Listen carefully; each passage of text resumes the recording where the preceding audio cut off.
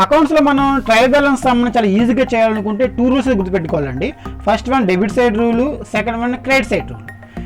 మనకి debit side rule ఏంటంటే all assets, expenditure and losses. అలాగే క్రెడిట్ సైడ్ రూల్ ఏంటంటే all liabilities, incomes and gains. మనం ఈ 2 రూల్స్ ఉపయోగించుకుని ట్రయల్ బ్యాలెన్స్ సంబంధించి చాలా ఈజీగా చేయొచ్చండి. ఈరోజు మన వీడియోలో ఈ యొక్క ట్రయల్ బ్యాలెన్స్ ఏ విధంగా ప్రిపేర్ చేయాలో మీకు నేను ఎక్స్ప్లెయిన్ చేయబోతున్నాను. దిస్ సురేష్, మీరు చూస్తున్నది knowledge power.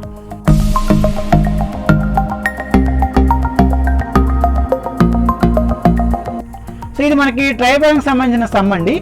Prepare trial balance sheet from the following details in R K limited for the year ending 31/3/2022. So ఇక్కడ మనకి 31/3/2022కి సంబంధించిన డీటెయిల్స్ అయితే కింద ఇవ్వడం జరిగింది. ఈ బ్యాలెన్స్ ఉపయోగించుకుని మనము ట్రయల్ బ్యాలెన్స్ అయితే ప్రిపేర్ చేయాలి. ఇక మనకి ట్రయల్ బ్యాలెన్స్ సంబంధించిన ప్రొఫార్మ్ ఏ విధంగా ఉంటుందండి. సీరియల్ నెంబర్, పర్టికులర్స్, అలాగే లెడ్జర్ నెంబర్ L/N, డెబిట్, ఇంకా లాస్ట్ వన్ క్రెడిట్. సో ఇక్కడ మనకి బ్యాలెన్స్లు అయితే ఇవ్వడం జరిగింది. ఓపెనింగ్ స్టాక్ అని, అలాగే క్యాష్ ఇన్ హ్యాండ్ అని, అలాగే శాలరీస్ అని, ఈ విధంగా మనకి బ్యాలెన్స్లు అయితే ఇవ్వడం జరిగింది. సో ఇక్కడ మనం ఇందాక చెప్పుకున్న డెబిట్ రూలు, అలాగే క్రెడిట్ రూలు, ఈ 2 రూలు ఉపయోగించుకుని మనము ఈ ఐటమ్స్ డిసైడ్ చేయాలి. అంటే డెబిట్ సైడ్ ఏ ఐటమ్ పడతాయి, అలాగే క్రెడిట్ సైడ్ ఏ ఐటమ్స్ పడతాయి మనం డిసైడ్ చేయాలి. Opening stock 20,000 ఇచ్చాయండి.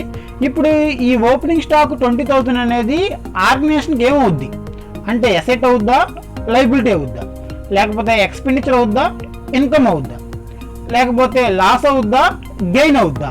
సో ఈ విధంగా మనము ఈ 6 ఐటమ్స్ని అప్లై చేసుకోవాలి. ఇక్కడ ఇప్పుడు ఓపెనింగ్ స్టాక్ అని ఉంది. ఓపెనింగ్ స్టాక్ అంటే ఏంటి? లాస్ట్ ఇయర్లో మిగిలిపోయిన స్టాక్ ఈ సంవత్సరానికి ఓపెనింగ్ స్టాక్ని తీసుకొస్తారు. ఇప్పుడు స్టాక్ మన దగ్గర ఉంది అంటే దాన్ని మనము ఇయర్ అమ్మేస్తాం.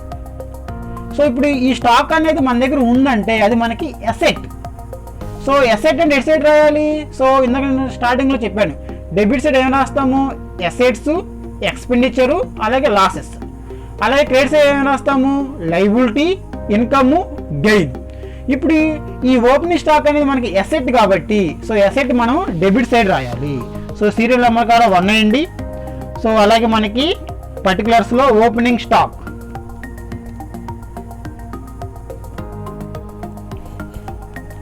డెబిట్ సైడ్ పడుతుంది కాబట్టి డెబిట్ సైడ్ 20,000. ఇది ఫస్ట్ ఐటమ్. నెక్స్ట్ ఐటమ్ చూడండి, cash at bank. So cash at bank అంటే ఏంటంటే మన బ్యాంకులో, ఇక్కడ మన బ్యాంక్ అంటే ఇక్కడ ఆర్కే అని. సో ఇక్కడ ఆర్కే లిమిటెడ్ వాళ్ళ బ్యాంకులో సో మనీ అనేవి 35,000 ఉన్నాయి. సో వాళ్ళ బ్యాంకులో వాళ్ళ డబ్బులు ఉన్నాయంటే వాళ్ళకి అసెట్. సపోజ్ ఇప్పుడు మన బ్యాంక్ అకౌంట్ మనకి డబ్బులు ఉన్నాయి, సో అవి మనకి అసెట్ అవుతుంది. సో ఇప్పుడు అసెట్ అనేది కూడా ఏ సైడ్ రాయాలి? ఆటోమేటిక్గా డెబిట్ సైడ్ రాయాలి. Second item cash at bank. So నేను దీన్ని కాపీ చేస్తున్నానండి.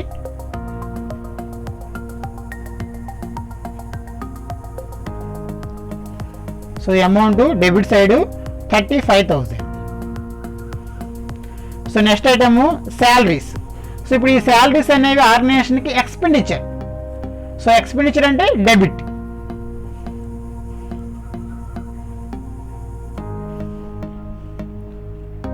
Third one salaries.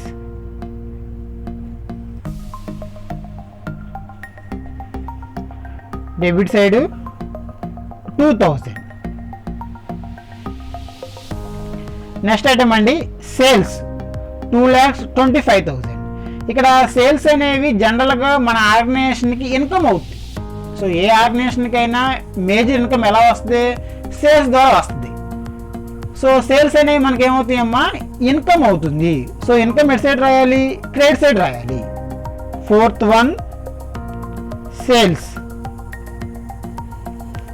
Amount credit side 2,25,000.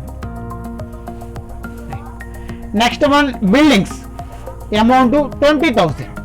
జనరల్గా బిల్డింగ్స్ అనేవి అసెట్స్. సపోజ్ మన పేరు మీద ఏదన్నా బిల్డింగ్ ఉందనుకో, అది మనకి అసెట్ అవుతుంది. అలాగే ఈ బిల్డింగ్ అనేది ఆర్కే వాళ్ళది. సో ఇప్పుడు బిల్డింగ్ అనేది వాళ్ళకి ఏమవుతుందమ్మా? అసెట్ అవుతుంది. సో అసెట్ అంటే ఆల్ అసెట్స్ మనము డెబిట్ సైడ్ రాయాలి. ఫిఫ్త్ వన్ బిల్డింగ్స్,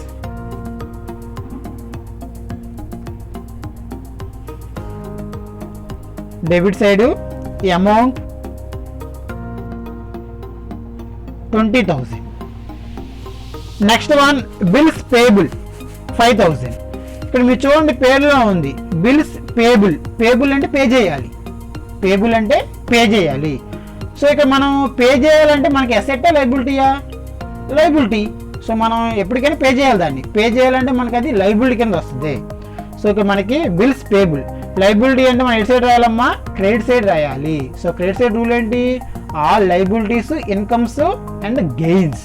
సో ఇక్కడ బిల్ పేబుల్, పేబుల్ పే చేయాలి కాబట్టి మనకి లైబిలిటీ అవుతుంది, క్రెడిట్ సైడ్ రాయాలి. Bills payable, credit side amount 5000. Next one cash in hand. Cash in hand అంటే మన చేతిలో ఉన్న నగదు అంటే, సో ఆర్గనైజేషన్ కౌంటర్లో ఉన్న నగదు, దాన్ని క్యాష్ ఇన్ హ్యాండ్ అంటాం. సో డబ్బులు మన దగ్గర ఉన్నాయంటే ఆటోమేటిక్గా మనకి అసెట్ అవుతుంది. సో అసెట్ మనం డెబిట్ సైడ్ రాయాలి. 7th one cash in hand. Cash in hand. So debit side రాయాలి కాబట్టి 10,000. Next one purchases 2 lakhs. So మనకి ఏ ఆర్గనైజేషన్కైనా మేజర్ రెవెన్యూ ఎలా వస్తుందంటే సేల్స్ ద్వారా వస్తుంది. అలాగే మనం సేల్ చేయడానికి గూడ్స్ కొంటాం అంటే పర్చేజ్ చేస్తాం. సో పర్చేజ్ అనేది మనకి ఎక్స్పెండిచర్. ఎందుకంటే మనం పర్చేజ్ చేస్తున్నామంటే మనం డబ్బులు ఇచ్చేస్తాం వాళ్ళకి. సో ఇచ్చేస్తున్నామంటే మనకి అది ఎక్స్పెండిచర్ అవుతుంది. సో సేల్స్ అయితే మనకి ఇన్కమ్, అందుకే మనం క్రెడిట్ సైడ్ రాసాం. అలాగే పర్చేజ్ అయితే మనకి ఎక్స్పెండిచర్, డెబిట్ సైడ్ రాయాలి. 8th one purchases.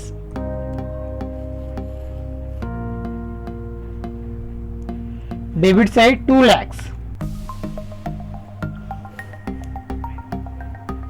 Next one bills receivable 5000. ఇక్కడ మనకి బిల్స్ రిసీవబుల్ మనకు పేరులో ఉంది. రిసీవబుల్ అంటే రావాలి. రిసీవబుల్ అంటే ఏంటమ్మా? రావాలి. సో మనకి రావాల్సి వస్తున్నాయి అంటే అది మనకి అసెట్ అవుతుంది. ఇందాక మనం ఎలాగే వెళ్తే బిల్స్ పేబుల్, పేబుల్ కాబట్టి మనం పే చేయాలంటే లైబిలిటీ సైడ్ రాసాము అంటే క్రెడిట్ సైడ్ రాసాము కాబట్టి ఇప్పుడు మనకి బిల్స్ రిసీవబుల్ అంటే ఇది అసెట్. సో అసెట్ అంటే డెబిట్ సైడ్ రాయాలి 5000. 9th one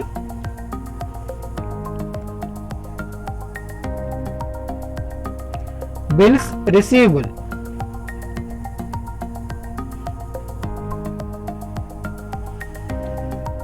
debit side amount 5000.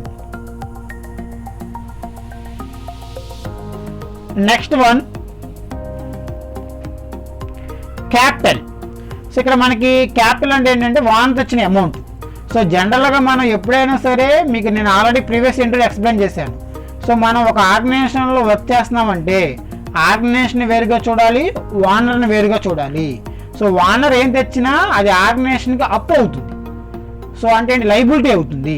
ఇక్కడ ఈవెన్ ఇది క్యాపిటల్ అనేది ఓనర్దే, కాకపోతే ఇక్కడ మన ఎంట్రీస్ రాసేటప్పుడు ఓనర్ని వేరుగా అలాగే బిజినెస్ని వేరుగా చూస్తాము.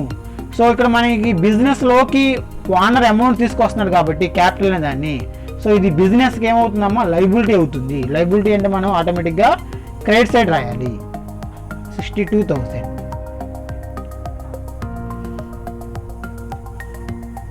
Tenth one capital. Credit side 62,000. Next one మనకి డెటార్స్.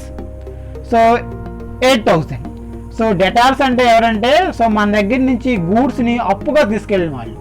సో వాళ్ళు మనకి మనీ తర్వాత ఇస్తారు, అంటే ఎమ్మని పే చేయకుండా మనకి తర్వాత 2 months 3 months ఇస్తారు. సో మనీ వాళ్ళ దగ్గర నుంచి మనకి రావాలి, ఎందుకంటే మన దగ్గర నుంచి గూడ్స్ వాళ్ళు అప్పుకు తీసుకువెళ్ళారు కాబట్టి. సో ఇప్పుడు మనీ వాళ్ళ దగ్గర నుంచి మనకి రావాలంటే మనకి ఏమవుతుంది? అసెట్ అవుతుంది. సో అందుకే మనకి డెటార్స్ ఏమవుతారమ్మా? అసెట్స్ అవుతారు. సో ఆటోమేటిక్గా మనము అసెట్స్ కాబట్టి డెబిట్ సైడ్ రాయాలి.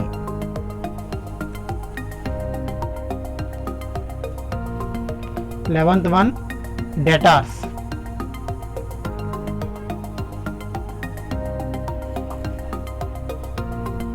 Amount 8,000.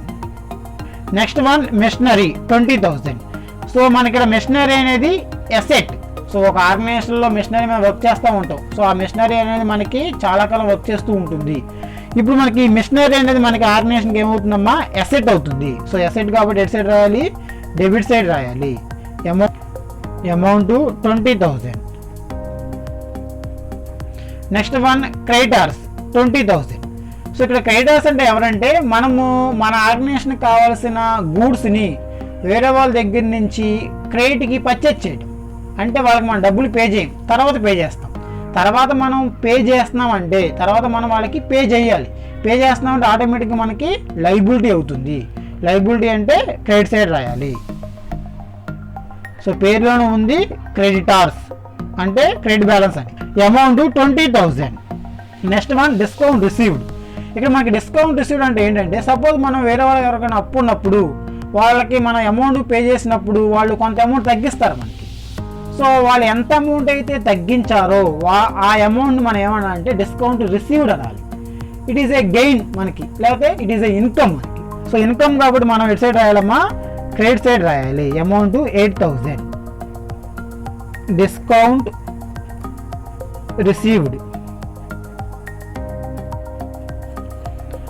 Credit side 8,000. Next one bank loan. ఇక్కడ బ్యాంక్ లోన్ అనేది మనకు ఆటోమేటిక్గా లైబిలిటీ అవుతుంది. సో మనం సపోజ్ మనం బ్యాంక్ లోన్ తీసుకున్నాం అనుకోండి, ఆ లోన్ మనం ఎప్పటికైనా పే చేయాలి. పే చేయాలంటే మనకి ఏమవుతుందమ్మా, లైబిలిటీ అంటే క్రెడిట్ సైడ్ రాయాలి. Bank loan 70,000. Next one purchase returns. జనరల్గా మనకి పర్చేజ్ అనేది మనకి ఎక్స్పెండిచర్. ఇప్పుడు మనం ఆ పర్చేజ్లోంచి కొంత అమౌంట్ రిటర్న్ చేస్తున్నాం అంటే ఇక్కడ మనం ఆ అమౌంట్ మనం తగ్గించాలి. పర్చేజ్లోంచి అమౌంట్ తగ్గించాలి. జనరల్గా మనకి పర్చేజ్ అని ఎక్స్పెండిచర్గా డెబిట్ చేస్తాము. ఇప్పుడు ఆ అమౌంట్లోంచి కొంత అమౌంట్ తగ్గించాలి కాబట్టి ఇప్పుడు మనం దాన్ని క్రెడిట్ చేయాలి. సో అంటే పర్చేజ్ ఎప్పుడు డెబిట్ మనకి, అలాగే పర్చేజ్ రిటర్న్స్ క్రెడిట్ అవుతాయి. అలాగే సేల్స్ క్రెడిట్, సేల్స్ రిటర్న్స్ మనకి డెబిట్ అవుతాయి. ఇప్పుడు ఇక్కడ పర్చేజ్ మనం ఎక్స్పెండిచర్ కాబట్టి డెబిట్ చేసాం. ఇప్పుడు ఈ 2 lakhsలో నుంచి ఈ 10,000 తగ్గించాలి. ఆల్రెడీ డెబిట్ మనం 2 lakhs చేసాము. ఈ 2 lakhsలో నుంచి 10,000 తగ్గించాలంటే ఇప్పుడు ఈ పర్చేజ్ రిటర్న్స్ మనం క్రెడిట్ చేయాలి. సో అందుకే ఇప్పుడు ఈ పర్చేజ్ రిటర్న్స్ ఏమవుతాయో మనకి క్రెడిట్ అవుతాయి. Purchase returns 10,000. Purchase returns credit side 10,000. Next one furniture. Furniture అనేది మనకి ఎసెట్. ఎలాగైతే మిషనరీ, ల్యాండ్ అండ్ బిల్డింగ్స్ ఇవన్నీ కూడా మనకి ఎసెట్ అవుతాయో ఫర్నిచర్ కూడా మనకి ఏమవుతుందమ్మా, ఎసెట్ అవుతుంది. సో ఎసెట్ అంటే మనము డెబిట్ సైడ్ రాయాలి. ఇంకా లాస్ట్ వన్ మనకి సేల్స్ రిటర్న్. సో మనకి సేల్స్ అనేవి ఇన్కమ్ అందుకే క్రియేట్ చేస్తాం. ఇప్పుడు మనం సేల్ చేసిన ఐటమ్స్లోంచి కొంత ఐటమ్స్ మనకి రిటర్న్ వచ్చేస్తుంది. సో ఆల్రెడీ మనం సేల్స్ చేసిన ఐటమ్స్లోంచి ఈ ఐటమ్ తగ్గించాలి. ఇక్కడ తగ్గించాలంటే మనం ఏం చేయాలంటే దాన్ని డెబిట్ చేయాలి. అంటే మనకి సేల్స్ క్రెడిట్, సేల్స్ రిటర్న్ ఏమవుతాయి అంటే డెబిట్ అవుతాయి. Furniture debit side 70,000. Last one sales returns debit side 10,000.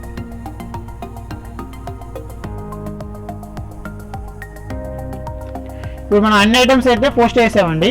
ఇప్పుడు debit side and credit side రెండు సైడ్స్ మనం టోటల్ చేయాలి. సో టోటల్ చేస్తే మోస్ట్ ఆఫ్ కేసుల్లో రెండు కూడా సమానం అవుతాయి. Debit side and credit side రెండు కూడా సమానం అవుతాయండి. ఒకవేళ సమానం అవ్వకపోతే సో ఎటు సైడ్ అయితే మనకు తగ్గిందో అటు సైడ్ మనం సస్పెన్స్ అకౌంట్ రాయాలి. సో నేను చూపిస్తాను. పర్టికులర్స్లో టోటల్ అని రాయాలి. సో ఒకసారి డెబిట్ మొత్తం టోటల్ చేస్తే నాకు ఇక్కడ మనకి 20,000, 35,000, 2,000, 20,000. సో ఇవన్నీ కూడుకుంటే మనకి 4 lakhs వస్తుందండి.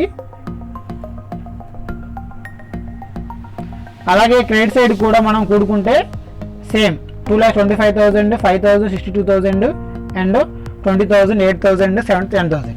ఇవన్నీ కూడుకుంటే క్రెడిట్ సైడ్ కూడా మనకి 4 lakhs. సో ఇక మనకి జనరల్గా 99% అన్ని కేసుల్లో కూడా బోత్ సైడ్ సమానం అయిపోతుంది. సో సమానం అయినప్పుడు నో ప్రాబ్లం. ఒకవేళ డెబిట్ సైడ్ ఎక్కువ ఉండి క్రెడిట్ సైడ్ తక్కువ ఉందనుకోండి, లేకపోతే క్రెడిట్ సైడ్ ఎక్కువ ఉండి డెబిట్ సైడ్ మనకి తక్కువ ఉందనుకోండి. సో ఎడ్ సైడ్ తక్కువ ఉన్నా సరే, సో ఎడ్ సైడ్ అయితే అమౌంట్ తగ్గుతుందో అంత అమౌంట్ మనం అటు సైడ్ వేసుకుని ఆ అకౌంట్ ఎదురుగా మనము సస్పెన్స్ అకౌంట్ అని రాయాలి. ఇక్కడ సస్పెన్స్ అకౌంట్ అంటే ఏంటంటే, ఇప్పుడు మనకి ఆ తేడా ఎందుకు వచ్చిందో తెలియదు. రెండు పక్కల సమానం అయిపోతే ఈజ్ రైట్. ఒకవేళ ఒక్క సైడ్ ఏదన్నా రాంగ్ వస్తే మనకి సమానం అవ్వకపోతే, సో అటు సైడ్ ఎందుకు వచ్చిందో మనకు తెలియదు కాబట్టి ఎంత అమౌంట్ అయితే మనకి రాంగ్గా వచ్చిందో అంత అమౌంట్ని ఫస్ట్ మనం ఏం చేస్తున్నామంటే టెంపరీగా సస్పెన్స్ అకౌంట్లోకి మనం దాన్ని మళ్ళిస్తున్నాం. అంటే ఆ సస్పెన్స్ అకౌంట్లో ఆ అమౌంట్ మనం పెడుతున్నాం. సో తర్వాత మనం ఒకసారి అకౌంట్స్ అన్ని వెరిఫై చేసుకున్న తర్వాత, సో ఏ అకౌంట్లో అయితే మనకి బ్యాలెన్స్ అనేది తేడా వచ్చిందో కనుక్కుని ఈ సస్పెన్స్ అకౌంట్లో ఉన్న బ్యాలెన్స్ని తీసుకెళ్ళి ఆ మెయిన్ అకౌంట్లోకి తర్వాత మనము ట్రాన్స్ఫర్ చేసుకుంటాము. అందుకే మనం టెంపరీగా ప్రస్తుతానికి ఈ సస్పెన్స్ అకౌంట్లోకి దాన్ని మనము పోస్ట్ చేయాలి. రెండు వైపులు సమానంగా రాకపోతే, వస్తే నో ప్రాబ్లం. సో ఈ విధంగా మనము ట్రయల్ బ్యాలెన్స్ సమ్మని ఈ రెండు రూల్స్ ఉపయోగించుకుని, అంటే debit side rule and credit side rule ఉపయోగించుకుని ఈ విధంగా అయితే మనం చేయాలండి. నెక్స్ట్ వీడియోలో మీకు నేను ట్రిపుల్ కాలం క్యాష్ బుక్ గురించి ఎక్స్ప్లెయిన్ చేయబోతున్నానండి. ఈ వీడియో మీకు నచ్చితే లైక్ చేయండి, అలాగే మీ ఫ్రెండ్స్కి షేర్ చేయండి. ఇలాంటి మోర్ అప్డేట్స్ కోసం నా ఛానల్ అయితే సబ్స్క్రైబ్ చేసుకోండి. Thank you.